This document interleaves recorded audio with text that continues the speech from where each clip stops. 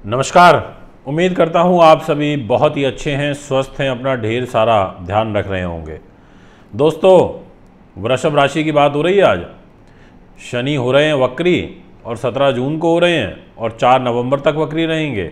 140 दिन के लिए हो रहे हैं और इस 140 दिन की शनिदेव की महत्वपूर्ण यात्रा में वृषभ राशि वालों को बहुत कुछ प्राप्त हो सकता है।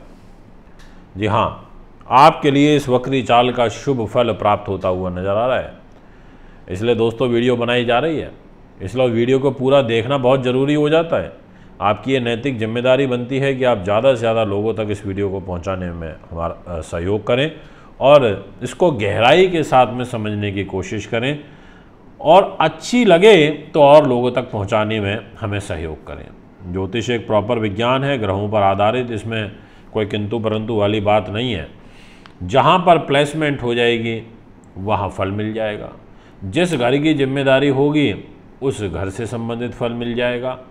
अब जैसा बैठा है, अब वो लाचार होके बैठा है, अपने मन से बैठा है, या वो वहाँ पर कमज़ोर होकर के बैठा है, या वो अपने दुश्मन के घर में बैठा है, उस अनुसार फल दे देगा।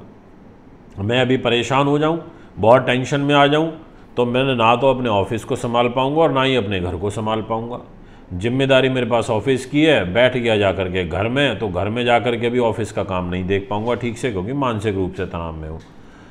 मतलब बहुत बड़ा प्रभाव होता है। कोई भी ग्रह जब किसी भी घर में बैठता है तो वो उस घर का तो फल देगा ही, और जहाँ की जिम्मेदारी है वहाँ का तो उसका दायित्व भी बन जाता है। अब ऐसी स्थिति में ये शनिदेव जो पूरे 140 दिन की अपनी यात्रा में वक्र चाल में रहेंगे, तो इसमें प्लस पॉइंट ये हो रहा है कि ये आपको रिजल्ट दे देंगे कैरियर के दृष्टिकोण से, ये आपको रिजल्ट दे देंगे मान सम्मान के लिए, ये आपको रिजल्ट दे देंगे प्रमोशन, ट्रांसफ़र, उन्नति के दृष्टिकोण से, आपकी राज्य सरकार में प्रतिष्ठा के दृष्टिकोण से। यानी कि इनका जो फल है वो काफ़ी ज़्यादा मैटर यहाँ पर करेगा।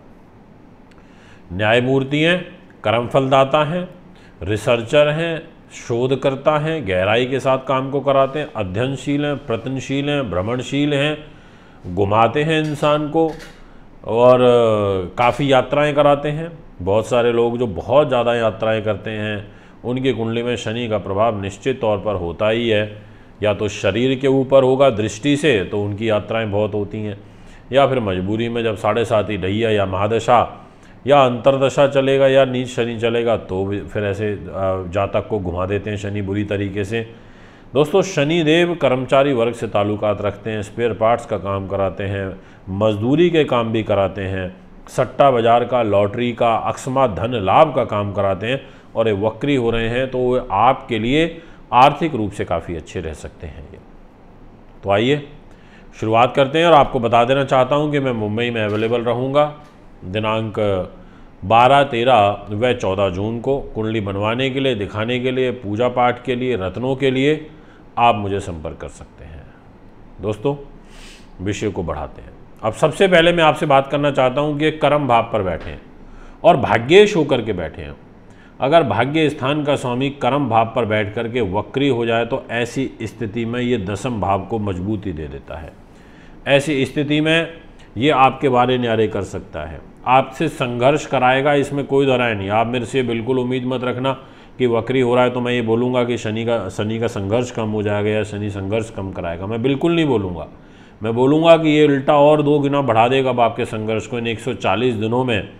बट मैं ये भी बोलूँगा कि आपको लाभ भी मिलेगा, मैं ये भी बोलूँगा कि आपको उन्नति भी होगी, मैं ये भी बोलूँगा कि जो आप प्रयत्न करेंगे उससे आपको धन लाभ के अवसर भी प्राप्त होंगे। मैं ये कहूँगा कि आप बहुत महत्वाकांक्षी हो जाएंगे। मैं ये कहूँगा कि आपको पैतृक संपत्ति का सुख मिलने में दिक्कत आएगी। अब मैं ये क्यों कहूँगा उसका कारण मैं स्पष्ट आपको ज़रूर करूँगा। मित्रों, शनिदेव कर्म भाव पर हैं। इस समय एक शश नाम का महापुरुष राजयोग बना करके हैं। ऐसी स्थिति में इस महापुरुष राजयोग के द्वारा आपका प्रमोशन वगैरह तो हो जाएगा, पर उसमें भी आपको कॉम्प्रोमाइज़ करना पड़ेगा।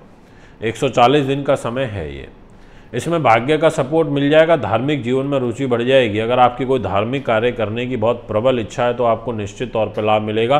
क्योंकि शनि जब वक्री होंगे तो एक प्रकार से उल्टे चलेंगे तो, और कुंभ राशि से पीछे तो मकर ही पड़ती है, और मकर भी तो शनि की राशि है, कुंभ तो है ही। यानी कि अगर वो वक्री चल रहे हैं, उल्टे भी चल रहे हैं, तो पीछे घर उन्हीं का है, जहाँ बैठे हैं वो भी घर इनका, समझ लो 2 घर साथ साथ में है, एक 7 नंबर और एक 8 नंबर। 8 नंबर में है, अब 7 भी तो उनका है, पर 8 नंबर में उल्टे चल रहे हैं, तो अपने घर की तरफ चल रहे हैं। तो इसलिए आपके भाग्य को पुश कर देंगे, कार्य की सिद्धि का काम करेंगे। आप बस थोड़ा संभल के यूँ रखना कि एक तो आपको इन लॉज की तरफ से नुकसान हो सकता है, क्योंकि ये 10th भाव इन लॉज का होता है, रिश्तेदारों में विशेष रूप से आपकी सास का होता है, तो उनके साथ आपका कोई मतभेद वगैरह यहाँ पर खड़ा हो सकता है। ऐसा एक ग्रह स्थिति नज़र आ रही है। इसके अलावा शनि महाराज की जो दृष्टि रहेगी तीसरी, वो मेष राशि पे रहेगी, और मेष राशि मंगल की होती है, और मंगल को अपना परम शत्रु मानते हैं। अपने शत्रु के घर को देखेंगे, खर्च के व्यय के घर को देखेंगे। पर एक चीज़ है कि आपको लोभी बना देंगे, आप में पैसा खर्च कम करने की प्रवृत्ति को वाले विचारों का समावेश देखने को मिलेगा। आप सोच समझ के खर्च करेंगे, ये एक पॉजिटिव साइन है।